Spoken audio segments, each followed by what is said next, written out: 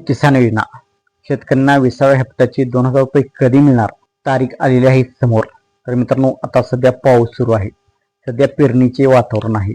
अशातच शेतकऱ्यांसाठी आता आनंदाची बातमी समोर येत आहे, कारण PM किसान योजनेच्या 20व्या हप्त्याची तारीख समोर आलेली आहे.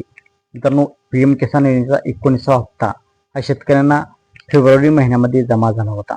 दर 4 महिन्यांनी PM किसान योजनेचे 2000 रुपये शेतकऱ्यांच्या खात्यामध्ये जमा होतात. असे एका वर्षाला 3 हप्ते शेतकऱ्यांच्या खात्यामध्ये जमा होतात. दर 4 महिन्यांनी हा हप्ता शेतकऱ्यांच्या खात्यामध्ये जमा होतो. तर मागील हप्ता हा फेब्रुवारी महिन्यामध्ये शेतकऱ्यांना मिळाला होता.